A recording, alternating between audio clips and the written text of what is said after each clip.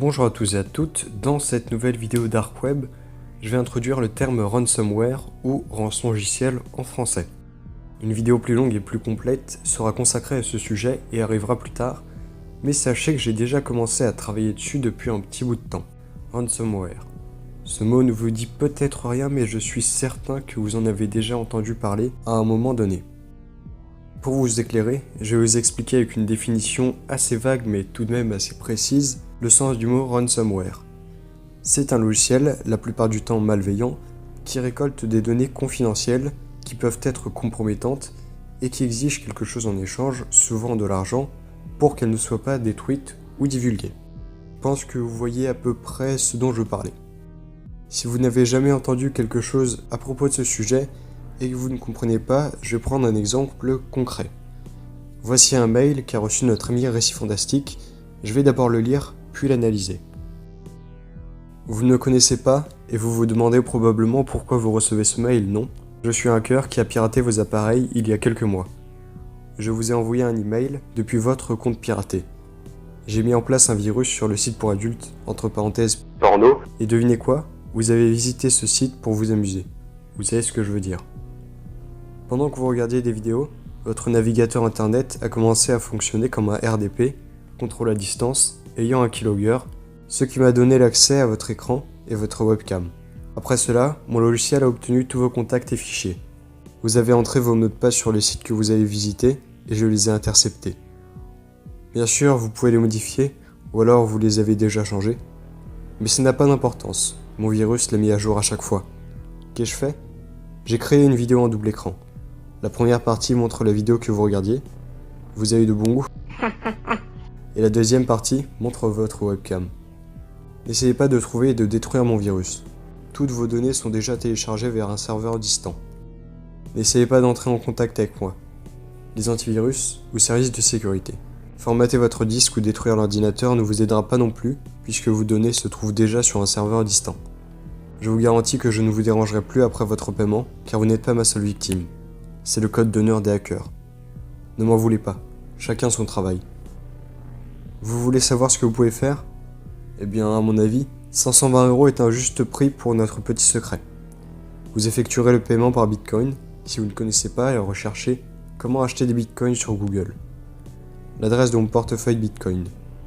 Respectez les majuscules et minuscules. Vous pouvez utiliser bitpay.com pour le paiement par code QR. Important, vous avez 48 heures pour effectuer le paiement. J'ai un tracker dans ce mail, et en ce moment, je sais que vous avez lu ce message. Si je n'obtiens pas les bitcoins, j'enverrai certainement l'enregistrement vidéo à tous vos contacts, y compris vos parents, vos collègues, et ainsi de suite. Cela dit, si je reçois le paiement, je détruirai la vidéo immédiatement. Si vous avez besoin de preuves, répondez par oui, et j'enverrai l'enregistrement vidéo à 6 de vos contacts. C'est une offre non négociable. Cela étant dit, ne me faites pas perdre mon temps et le vôtre en répondant à ce message. L'analyse que je vais faire ne sera qu'une interprétation, je ne suis pas dans la tête de la personne qui a écrit ça, et je ne peux donc pas affirmer ce que cela signifie vraiment. Vous ne me connaissez pas et vous vous demandez probablement pourquoi vous recevez ce mail, non? Avec cette question rhétorique, l'auteur essaye de rajouter une sorte de touche d'humour pour éveiller un sentiment de sympathie auprès du lecteur. Il se met à la place de la victime, s'identifie à elle pour imaginer sa réaction. Je suis un hacker qui a piraté vos appareils il y a quelques mois. Cette phrase a un effet choc après la pointe humoristique. Le ton est sec et sérieux, il impressionne au premier abord. Puis, une inquiétude commence à poindre. Comment ce hacker a-t-il pu pirater mon ordinateur ou mon téléphone? Se demande la victime. Je vous ai envoyé un email depuis votre compte piraté. Je dois avouer que je comprends pas trop cette phrase. De quel compte parle-t-il? Un compte Google? Ça voudrait dire que l'adresse qui a envoyé ce mail appartient à Récit Fantastique. J'ai mis en place un virus sur le site pour adultes, entre parenthèses porno, et devinez quoi? Vous avez visité ce site pour vous amuser. Entre parenthèses, vous savez ce que je veux dire. Cette phrase commence avec un ton sérieux, puis finit avec un ton plus léger, et qui, encore une fois, cherche à s'identifier à la victime. En effet, le « vous savez ce que je veux dire » agit comme un secret, ou quelque chose que les deux personnes ont en commun. Pendant que vous regardiez des vidéos, votre navigateur a commencé à fonctionner comme un RDP, contrôle à distance, ayant un keylogger, ce qui m'a donné l'accès à votre écran et votre webcam. Après cela, Mon logiciel a obtenu tous vos contacts et fichiers. Ici, l'auteur utilise des termes techniques, ce qui renforce le côté professionnel de ce hacker. Il n'explique pas en quoi il consiste, ou alors vaguement, pour que la victime aille chercher ce que signifient ces mots sur internet sous le coup de la panique. Apparemment, le hacker aurait pu faire une capture vidéo de l'écran et de leur webcam, ce qui veut dire qu'il va probablement les utiliser. Ensuite, il termine qu'il possède en plus de ces deux vidéos, l'ensemble des contacts et des fichiers de la victime. Vous avez entré vos mots de passe sur les sites que vous avez visités et je les ai interceptés. Là, je ne comprends pas vraiment. Quel mot de passe? Imaginons que la victime soit abonnée à des sites pornographiques. Pour s'identifier, elle entre une adresse mail ou un identifiant et un mot de passe. Mais ce mot de passe peut varier en fonction des sites consultés par la victime. Par exemple, elle possède un mot de passe spécifique pour chaque type de site. Un pour les réseaux sociaux, un pour les plateformes de vidéo, un pour les sites pornographiques, etc. Ou alors, elle a un mot de passe différent pour chaque site. Le fait d'intercepter les mots de passe entrés pour accéder à un site ne sert donc à rien, sauf si la personne n'utilise qu'un mot de passe pour tout, ce qui n'est franchement pas une bonne idée. Je pense qu'une personne paniquée ne pense pas à ça. Petite précision, dans une des phrases précédentes, le hacker utilise le terme keylogger. Je vais rapidement expliquer en quoi ça consiste. C'est un logiciel qui retransmet à distance toutes les frappes d'un clavier d'ordinateur ou d'un smartphone. On peut ainsi intercepter des mots de passe, mais comme je l'ai dit, cela n'a aucune utilité s'ils sont différents. Bien sûr, vous pouvez les modifier, ou alors vous les avez déjà changés. Mais ça n'a pas d'importance, mon virus les mis à jour à chaque fois. Comme je l'ai dit juste avant, avoir ces mots de passe n'a strictement aucune utilité. Qu'ai-je fait? J'ai créé une vidéo en double écran. La première partie montre la vidéo que vous regardiez, vous avez du bon goût. Et la deuxième partie montre votre webcam. Encore une fois, l'auteur du mail met une touche d'humour et essaye de s'identifier à la victime en indiquant qu'elle a de bon goût. Il dévoile qu'il a fait un montage entre les deux vidéos qu'il a enregistrées. Ce sera sûrement l'objet de pression contre lequel il va demander un échange. N'essayez pas de trouver et de détruire mon virus. Toutes vos données sont déjà téléchargées vers un serveur distant. N'essayez pas d'entrer en contact avec moi, les antivirus ou services de sécurité. Formater votre disque dur ou détruire l'ordinateur ne vous aidera pas non plus, puisque vos données se trouvent déjà sur un serveur distant. Le ton est sec et le hacker donne des ordres à la victime, ce qui montre une supériorité. Le fait d'ordonner de ne pas contacter l'auteur du mail donne cette fois une impression de distance, comme s'il n'avait pas de temps à perdre. C'est contraire à l'identification et à la sympathie qu'on a pu voir jusque-là. Je vous garantis que je ne vous dérangerai plus après votre paiement, car vous n'êtes pas ma seule victime. C'est le code d'honneur des hackers. Ne m'en voulez pas, chacun son travail. Après les ordres qu'il a donnés, l'auteur revient à la sympathie. Il dévoile en même temps qu'il serait un hacker professionnel, étant donné qu'il a plusieurs victimes. De plus, il évoque le code d'honneur des hackers, ce qui montre que ce n'est pas un débutant. Il utilise ensuite la compassion en disant que c'est son gagne-pain. Vous voulez savoir ce que vous pouvez faire? Eh bien, à mon avis, 520 € est un juste prix pour notre petit secret. Vous effectuerez le paiement par Bitcoin. Si vous ne connaissez pas, recherchez comment acheter des Bitcoins sur Google. L'utilisation de la question rhétorique a encore une fois un ton de sympathie, rassurant, comme si le fait de payer résoudra tous les problèmes de la victime. La phrase suivante met en place une nouvelle fois cette fausse ambiance de secret ou d'une chose commune entre les deux personnes. Le mot Bitcoin dans la phrase d'après attire l'attention.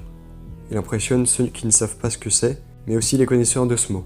Il évoque le darknet, les grandes sommes d'argent, le côté malsain d'Internet, et forcément, les hackers. Le hacker donne ensuite un conseil, au cas où la personne ne connaîtrait pas cette monnaie virtuelle pour la pousser à payer. Ensuite, il met l'adresse de son compte Bitcoin. Petite précision par rapport au portefeuille Bitcoin de notre ami, il a été bloqué le 15 février 2019 pour spam de messages de ce genre. Mais c'est ce qu'il y a dessous qui nous intéresse. Important, vous avez 48 heures pour effectuer le paiement. J'ai un tracker dans ce mail et en ce moment, je sais que vous avez lu ce message. Si je n'obtiens pas le Bitcoin, j'enverrai certainement l'enregistrement vidéo à tous vos contacts, y compris vos parents, vos collègues, ainsi de suite. Cela dit, si je reçois le paiement, je détruirai la vidéo immédiatement. Si vous avez besoin de preuves, répondez par oui et j'enverrai l'enregistrement vidéo à 6 de vos contacts. C'est une offre non négociable. Cela étant dit, ne me faites pas perdre mon temps et le vôtre en répondant à ce message. Dans cet extrait, il impose certaines règles, ce qui montre qu'il est bien supérieur à la victime. Il a un ton dur et froid. La limite de temps imposée, 48 heures, est un délai assez court, d'autant plus que la victime ne peut pas tricher à cause du tracker. En ordonnant de ne pas répondre à ce mail, le hacker met fin à toutes les négociations possibles. Il se montre tout de même indulgent en proposant d'envoyer la vidéo à 6 de ses contacts. Bon, maintenant on va arrêter de se voiler la face. Ce mail est totalement faux. Il a été envoyé par un robot à une personne au hasard. Pour prouver cela, je vais vous donner quelques arguments. Premièrement, les noms et prénoms de récits fantastiques ne sont jamais cités, alors que, personnellement, si j'étais à la place de ce hacker, j'essaierais de lui montrer que je possède des informations confidentielles sur lui. Pareil pour les soi-disant contacts qu'il aurait obtenus, il aurait pu citer des noms. Ensuite, le prix à payer est de 520 €. Je ne sais pas vous, mais je ne le trouve pas cohérent. Encore une fois, à la place de ce plaisantin, j'aurais donné un prix plus habituel, par exemple 450 ou 500 €. Ces 20 € de plus ne sont pas naturels. De plus, le soi-disant hacker a plusieurs victimes. Mais qui prendrait le temps d'écrire un mail, plutôt long, bien structuré, sans faute, avec une bonne mise en page? Devoir faire ça à chaque fois devient vite lassant, je pense. Peut-être que c'est qu'un débutant qui va finir par trouver ça long, mais je m'en doute, étant donné qu'il parle de code d'honneur des hackers. Bon, on va pas se mentir, ça fait un peu promesse de samouraï qui va se suicider s'il se fait déshonorer. Voilà ma version des faits. C'est un petit malin qui voulait gagner de l'argent sans travailler qui a rédigé ce mail. Il a ensuite programmé un robot qui va parcourir le web à la recherche d'adresses mail facilement accessibles, par exemple sur l'onglet à propos d'une chaîne YouTube, et va leur envoyer ce mail en changeant systématiquement le prix à payer. Franchement, ce genre de mail, ça me rappelle juste les courriels qu'on recevait en 2009, dans lequel des princes africains multimilliardaires nous demandaient d'envoyer 1000 € pour je ne sais quoi, en échange de quoi ils nous donneraient des millions d'euros plus tard. Ce niveau de bassesse me frustre, je m'adresse aux personnes qui font ce genre de choses. Essayez au moins de faire quelque chose qui est convaincant. Sérieusement, un hacker qui te pirate ton PC et échange une vidéo où on te voit te faire plaisir contre de l'argent, c'est si mauvais comme concept. Surtout si c'est un youtubeur creepypasta qui a un minimum de connaissances sur le darknet et les hackers qui reçoit ce mail. C'est vraiment n'importe quoi. Voilà, ça faisait un petit moment que je voulais caser le terme ransomware et ce mail introduit parfaitement le sujet, même s'il est bidon. On se retrouve bientôt, enfin j'espère, pour une nouvelle vidéo Dark Web. Au revoir.